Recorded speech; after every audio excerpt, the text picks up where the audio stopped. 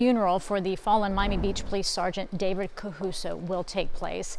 The 33-year-old died while riding his police-issued motorcycle on I-75 near the Gratney Parkway. Now, that funeral, it's going to be held at Hard Rock Stadium with a list of speakers, including his family members. And a warning to drivers that are going to be out there this morning. That procession will be causing some traffic delays. Austin's going to have a little bit more on that in just a moment. But first, we want to check in with CBS News Miami's Morgan Ryan. She's joining us live from Miami Beach headquarters.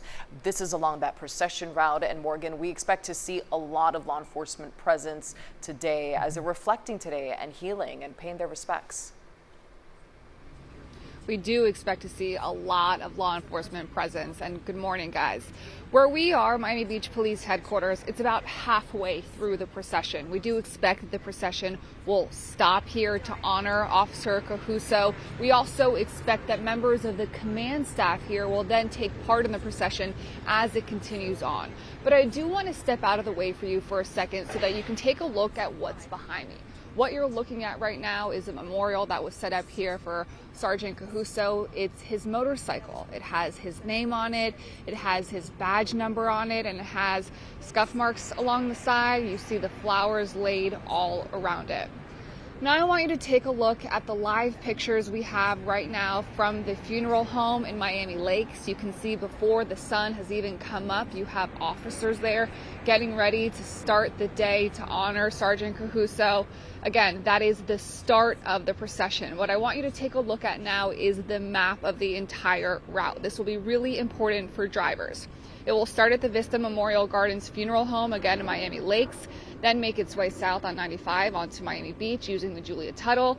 It will go down Pine Tree Drive and Washington Avenue, stop here at police headquarters, then back over the MacArthur Causeway before heading to Hard Rock Stadium, where the funeral will take place. Investigators say Sergeant Cajuso lost control and crashed his motorcycle on 75 near the Gratney Parkway. He was airlifted to Ryder Trauma Center at Jackson Memorial Hospital, where he later died. Hundreds of law enforcement officers and first responders from across South Florida gathered at the hospital to show their respects to the young officer. Cajuso leaves behind his wife and 3 young children. His widow seen emotionally praying over his body as he was taken out of the medical examiner's office. Coming up in the next half hour, we will dive into more of what he did for this community. He is a homegrown hero. Again, that's in the next 30 minutes at 6:30. For now, I'm live in Miami Beach, Morgan Reiner, CBS News, Miami.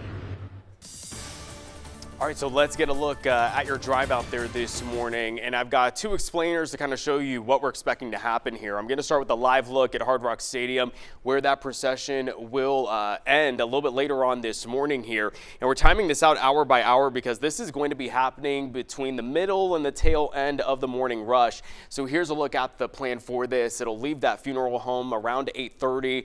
Then between about 9 and 9:15, it'll move on 95 over towards Miami Beach via 195, and then things will head back up to Miami Gardens, up to Hard Rock Stadium at 9:45. So between about 8:30 and 9:45, that's when we could start to feel some of those impacts, especially out on I-95. So let's get a look at what you can expect between those times. And here's where I think you'll see most of the impacts and where you should stay away between 8:30 and 9:30. The Gratney, I-95 just south of the Golden Glades, the Julia Tuttle, Meridian Avenue right on Miami Beach, and the Turnpike just north of the Golden Glades.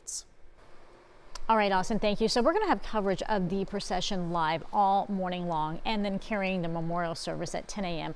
on the CBS Miami stream.